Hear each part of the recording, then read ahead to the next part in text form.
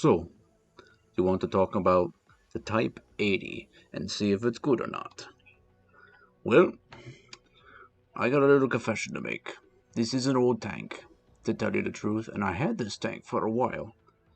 But it's one of the hardest tanks I played. Matter of fact, it was sitting in my garage corner until up to recently. My friend wanted me to review this due to the fact that this came out back into the store as the Eastern, was it Progress or Propaganda? Whatever. But because of this, he wanted to see how it was worth it because it's a very good deal. 6,750 gold for a tank commander, which is a 2-star tank commander, and the Type 80 itself. But is that good deal worth it? Because the problem with this tank, I didn't have enough time to review it, but boy did I have a lot to talk about, and we're going to be doing it definitely in this video. And honestly, this is the worst medium tank I have played, and I've been around tanks quite a bit. I mean, don't get me wrong, it's not the worst. Like in World War II, I can name like so many medium tanks that are really bad today. But here, the best way to describe it is in narrative. But this is going to be one of those tanks that's going to be really hard to play. So let's begin this. As anyone who knows me offhand, we talk about the armaments. Now, as most Chinese tanks, as you already know, has no hull armor. However, though, I have bounced some rounds angling with the front plate, but that's because it's in a weird positional angle. But besides that, most of this armor can't block anything for the hull armor. It can't do anything to block it. And it's just sad because it's also got one of the most horrible ammo racks. I mean, if you want to take a look at it, I'll show it real quick. Look at that ammo rack. It's right there. And this is a big problem that I will talk about personally, but this is a major problem if you're going to have this tank. Because this is an Era 2, mind you. Era 2. So, when you got Era 2 tanks, and you got ATGMs firing at you, and you got very little armor, yeah, I have lots of stories to tell when we get to the battlefield, but yeah, this is a big problem. So, if I can go back to armaments real quick. So, basically, bottom line, to sum up the whole armor, never expose your whole armor as much as you can, which is a huge problem because most Chinese tanks have horrible gun depression, which is a problem because you want to use your head armor. Now, the head armor itself is not bad. I mean, for 250 to nearly 280 if it hits the gun or such, but the rounded slope makes it even better against APTSDS and certain types of rounds like AP and stuff. That's a good thing. But however, though, it still has the problem like most Chinese tanks. It's got 2 commander hatch problems if you can hit them just right, but they are rounded, so it makes it even harder to hit. But all in all, the head turret's not bad. I even blocked some ATGMs that you will see in a couple of the video in a few minutes. And personal reason why I have that video, because, oh boy. So you're saying, like, Fury, the armaments is mediocrely not good. The only thing that's good is that, but even blocks ATGMs, but only to the freaking gun mantlet, because obviously there's no way you can block an ATGM easily with the head turret unless that's the lowest pens ever. So what does it have benefit? Well, it's gun. It's one of those tanks. Even though the whole armor and the armor is mediocrely below average, its gun makes it up. It's got a ridiculous fire range. With me with a good crew in it and everything else with equipments and all that, you got it down to a 6-second reload, which is extremely fast for some medium tanks, which I hope it is because of the amount of the armaments I don't get and no like ATGM like things that protect me. So yeah, I hope it did. So aiming time, perfectly okay. Accuracy, not bad. It's like a laser pointer almost for some tanks. Damage, I would say 430. I would say 390 is the average I usually do in this. Penetration at 100 meters, again, not bad. 432 millimeters, that's not bad. But at long range, you do lose a lot out of 2,000 meters, which 90% of the times you're sniping at long range, but not long. is 385. Ooh, that's a big problem.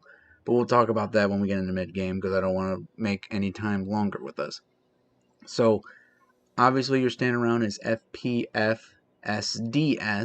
You got heat and high explosives, but we'll talk about that in a minute. And how much you carry is 48.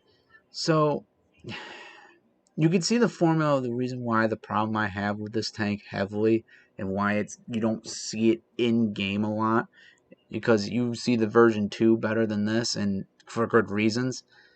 But yeah, that's a big huge problem with the tank itself. So, and the hit points you get is not that like something to shake a stick at. 2,560. So if any big gun hits this, it's gonna take a lot of hit points off you. But max speed 65. I wish it was a little bit faster, but it makes sense.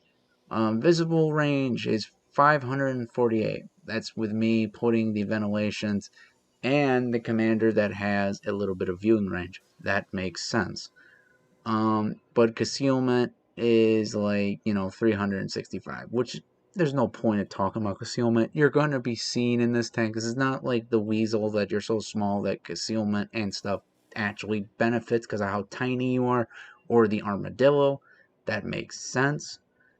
But again, I don't think it counts for this because you're going to be seen. There's no way you're going to hide in this tank because of how mediocrely this tank is. Unless you got horrible eyes and you got a good concealment camouflage skin on it to where you can hide pretty well in the winter event. But I don't think so. Like, I've had not many friends that have a problem seeing this tank. So, yeah, that's. So let's go to the ammunition cost before we go into the main game and talk about the reason why I don't see many of these tanks and personal thing. So obviously we talked about that. The speed of this is 1,455. That makes sense because it is FPS DS. I can't say it that fast, but you get my point. Makes sense. For the cost of this round is 410, which is a good money earning for that tier. I mean, for firing one round and hitting a tank, that's money. That's money ringing, and especially when it's the second most highest for the up to date to the year when you're seeing this video for the highest money earning thing besides the other tank, the T61M1 that has the highest for the Eastern Ally. I'm not talking about as a whole. I'm talking about Eastern Ally for medium tanks. So for medium tank players, yeah, this is actually a good deal for having the second highest money earning for like the Eastern Ally premium mediums. That's not bad. However, though, it's premium heat, eh, which you might use a lot for some tanks, is 5,200, which again, damage is the same for 100 meters to 500 meters. Same pen, same does like 460. Again, I only see like 410 to like pretty much to 390 as average.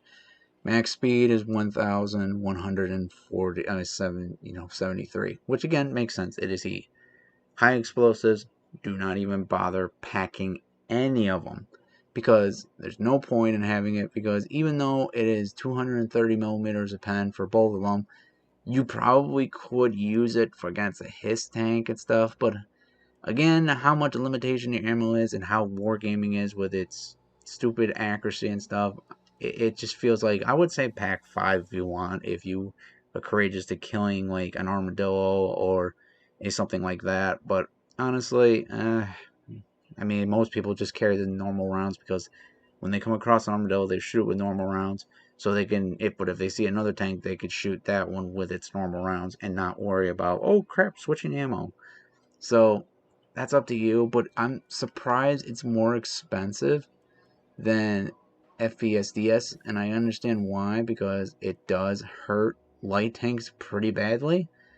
To like, it does like 570. That's in a splash radius of pretty much 1.9, which is again not that great, but at the same time, it makes sense. If a light tank gets hit with this, it will hurt them. But I just don't see the urge of putting it into it. But I guess maybe to harm spatial armor tanks that are welded into the tank. Maybe, but I've never had a chance to see it in effect like that. Alright, so we talked about that. We talked about the other things. We talked about the thing. Oh, we do have to talk about it's single range, which is very good when you have a 3-star, like up to maxed out commander. This is the maxed out version I can get for this tank, which is 930.64. So when you got people seeing tanks for you, this is a perfect tank to sit in the back and help people shoot people, but only Pacific tanks because of how bad the pen is at 2,000 meters. I would not recommend sitting that far back with this tank. So, and now I could talk about the personal verdict when we get into a game. So let me show you a game in AI, not to confuse you with standard, but in AI, because I'll tell you why when we get in there. So, personal opinion on this. Oh boy, where do I begin? Actually, let's start with the good thing first, since it's a lot shorter, in my opinion. Um, as you could already tell, amazing gun pen. Can pen most tanks. Not bad. Got a decent viewing range. Not bad at all. And that's basically it for the good. Okay. Despite the fact that I've played many tanks in my time, and there's plenty of other worse ones than this, but you gotta understand me when I say that this one is the reason why nobody sees this tank that much. It's because of the fact that the tank has numerous of problems to being in an Era 2 premium tank. Honestly, I really wish it was in like tier 9 premium if in world tanks, if anything, but obviously they have to balance it. And for that is the 3 key killers of this tank. Number 1, there is no armor. Now, granted, yes, I know what you're all going to say. CDC has no armor, it's a good tank. Other tanks in World of Tanks, World War II has no armor. But here's the problem. Those tanks work because they can't be seen, or they have amazing speed. And since this tank only goes up to 65, there is no speed on this tank. And since your hull armor is not good, and also the fact that there is no ATGM protection, unlike most tanks that you see in the Era 2 era, it's kind of a big problem to keep this alive.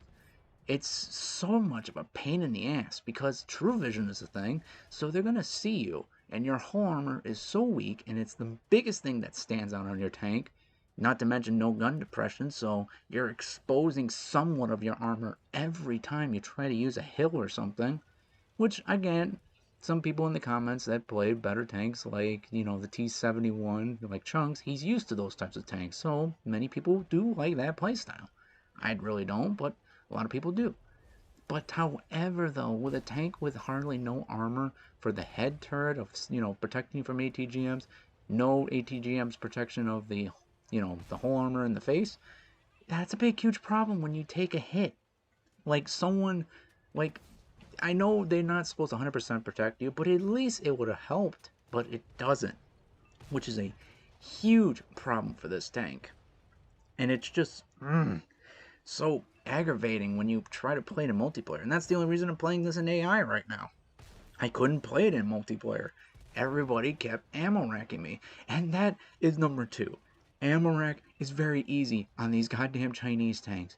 Holy shit, I want to murder the person who actually designed this tank in real life. It is so unbelievably hard to keep this tank alive. Why? Because, again, you're facing against ATGMs the first time ever. Era 2s are the first time you ever meet an ATGM. They shoot this tank on anywhere on the side. If you get your caught with your pants down, you have a good chance of dying in an ammo rack instantly. Why? Because like I showed you in the thing, the ammo rack is so fucking big that even angling your tank or whatever to try to prevent the littlest amount of damage to your tank can hit you on the side where the tracks are and detonate yourself. I have so many games in multiplayer to where this was the first ever tank in Cold War that I kept getting my head blown off. And it was so irritating. Or the ammo rack kept, breaking and breaking and breaking. And it was just like, oh my god, stop, stop. I don't want to put a premium repair kit in this, but stop. It's such a problem, especially when you have to go up against Era 2s. And reason number 3 And this is the thing that kills it the most, why I don't play it a lot, and I think the reason why not a lot of people play this is the amount of Era 2 tanks you have to face. Now, granted, yes, an Era 2 premium tank is like, this thing makes a lot of money. It's 155%. But there's better tanks that earns better money. T61M1 makes money, and it fires ATGMs, standard rounds, and it has whole armor, spatial armor to protect from rockets, and the head turret is protected. So even though you could say, like, for the eastern side, yeah, for mediums, yeah, I can understand second tank having a good money making tank for a cheap price, yeah. But the fricking, you have to understand what you're facing in. There is so many tanks in Era 2 that has spatial armaments. So while you're there, you have to wait, physically aim at weak spots. Where your tank, on the other hand, which, once again, true vision is a thing, you're going to be spotted a lot. Your whole tank is going to be shot to hell. Not to mention, remember, there is the cat that does so much damage, of 500 damage. Then you got the the Mombat that you have to phase, and that does a good chunk of damage. You have a lot of sharpshooters, like for Germany. You have spatial armaments for Germany, like the Leopard A5. I think it's the A5, A4. I think it's the A4, the premium version. And I have to look back. I'm just like trying to give out my personal thing. But my point being is, and yes, you can argue saying, well, Fury, the Leopard tank is no spatial armaments tank. Yes, and I kind of fit in that category as well of tanks that are really hard to play for their type of era. But again, the problem is with China, with the Leopard has speed. Leopard has speed, freaking gun accuracy, very up the ass, and a decent pen. This one only has 65. So imagine trying to get in position, trying to run across. They could see you, and they're gonna shoot your whole armor. So, and there's no way you're gonna block it. It's that ridiculously hard to play. Oh, and that was the problem why I couldn't review it until now, because I wanted to show at least a decent game until I said, fuck it. I can't do it in multiplayer. It's such a pain in the ass. Even in AI, even though I know how the bots are playing, I'm down to like no health at the end of it. And yes, that's me running up to them and stuff, but that's because like you're like I'm trying to use speed against them to show you that speed doesn't work sometimes. And it's just so bafflingly like hard to play it. Eh, And don't get me wrong, like I said, I am not judging it by the overall verdict of what I'm saying about my personal thing. But you have to understand, if I'm having problems with this, and I'm usually good playing with the CDC and all that, that has no armor, then how do you expect me to, sugarcoat it of a tank that many people will have problems with? And like again, it's not the worst tank because you got head armor, you got a thing like that, you got some depression, but not a lot to where you can easily hold down sometimes. It's it's mediocre, blah. Like to be honest, and it's just it could have been so much better. But Chinese, and I understand why the Chinese do it, but I'll talk about that when we get back to the garage.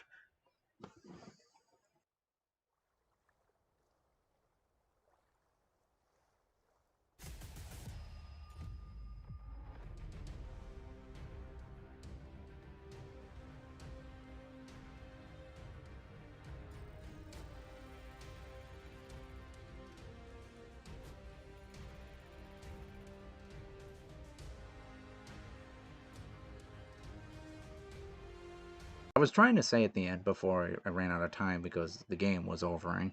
Um, Basically, I understand why some Chinese tanks were not good and all that and stuff like that because they were designed to be conscript tanks. Like they're basically here's one of many and use numbers against them. But in world tanks, I can understand not working. So final verdict on the Type 80 that pretty much relook, I would say. This one's going to be a tough one because everything I said up to this point, I get it. Some people could change it and stuff like that, but you can't ignore the fact that this tank has a huge amount of problems to this tank. Like I said, most tanks you see, besides the Wiz 122, but even then, even if that has no hull armor, you got ATGMs to protect you. Um, and then you got, like I said, M62, not M61 M1. Sorry, M62 M1 has the highest money making for this country for Era 2s. Um, and it's just sad because when you look at them all, they all have somewhat protection for them. Not all of them, but a lot of them perform better at protecting themselves. Here, I don't know why I have a hard time with this tank, but it's just so incredibly weak, ammo racks very easily, and I don't know. It's very hard to. Now, comparing it now with the price, let's give it 2 ratings. Like right now, for the price it's saying, which gives you a rare commander that you will never get in the game, which is this guy, because they don't add him into the main commander slot, which makes no sense because he's a 2-star commander, but yet he we can't even get him anytime we want. So this is the only time you can get him in this bundle, unless other future videos past this that you want to look at this tank and you're just watching it now after many, many, many eons from now. Yeah, I'm talking about this bundle, not like now, obviously. When whatever time, like in the future or whatever, 50 years from now or whatever, if World Tanks is still around then. Oh dear God, I hope not. But anyway, as I was saying, for the deal it's asking for the tank is really dirt cheap. I mean, that's not a bad price for the tank. I mean, you're looking at like pretty much up to 35 to nearly $40 for a 2-star commander, which is again not bad, and a tank, which is the main question I get a lot. And to me, I find it still a little bit pricey. I would wish it was like 5,000, but that's just me being greedy, but not with the commander, just the tank itself, because how ridiculously this tank can easily get killed in a Cold War era. And again, like I said, there's many people that took light armor vehicles and do good with it, but I think the reason why they do good at it with World War II is because they can use concealment against their enemy. They can drive around really fast. They can stay long range but make sure not be detected. Like things like that. In Cold War, it just doesn't work that well. So I would have to give it like a 6.5 out of 10. Gives you a unique commander, good price. However, we have to talk about just the tank itself when it comes out again as its normal price, which is really a messed up price, which I'm going to look it up real quick. Yeah, sorry guys, I had to look it up on the website thing to clarify this. Its normal price for just the tank is 11,000 gold. That is robbery. This tank should not be costing that much money for how much proms it has. Yes, it has a good, decent gun, but you can't. I just don't know. It just to me, I just sick and tired of arguing with them. It's getting irritating. But is it worth it? I honestly, for just this tank for a cheap thing, if it was dirt ass cheap every time it comes out, okay, maybe I would say, okay, that's fine. You can enjoy your tank if it's dirt cheap. That is good. But here, I have to give it a 5 out of 10. It is average. Yes, it's not below average because I played many tanks in my time that basically can't pen a broadside of a frickin' barn. But again, it's pennable. Like the gun, it can be usable. You can be smart with it and not get detected at all and try to use your allies as meat shields because that's 90% of the time you're going to have to do when you're driving this tank. But the amount of flaws you have with the tank, you have to be really, really careful. And between all the markets of other mediums, I don't know. It's just like the MP, like I said, the T72 M1 beats it by a mile. Yes, it doesn't have the max pen, and yes, you can argue saying like, well, it doesn't have the pen though. Yes, I get that, audience. Like a lot of these tanks you're seeing don't equal the pen that thing has. I get it, but at the end of the day, even if you have a better penning gun, even if you do good sniping, eventually you're going to be brawling like that map I was just at with Himmelsdorf, not Himmelsdorf, that other city map that you just saw. There's going to be times where you have to just decide, do I want a tank with better pen out of all of them, but have like horrible armor, or have armor to protect myself, but have pen a little bit and not like have godly pen. That is up to you guys to decide. I'm just a tank reviewer, just saying about the tank. like I said, it's got very decent, good pen and a good reload if you got a good crew in it. It's just can't survive at all. So, yeah, that's my final verdict on the Type 80. Thank you so much for watching this video. Sorry I had to do it this quick and not do acting, but my friend wanted me to ask this before the tank leaves, and it's fair because I think next week after this is going to, like, they're going to be gone, so I'm going to try to answer a lot of the requests of people. It's just, I just barely got enough time for this one since I am working on a project. I am working on stop motion animation, and I'm gonna come out with a video probably soon. And plus, I got another Lego review to do, so look forward to that, guys. But until then, I hope this helps with the Type 80 to see if it's worth it for the cheap price it has. And I will see you, comrades, in the next video. Take care, guys.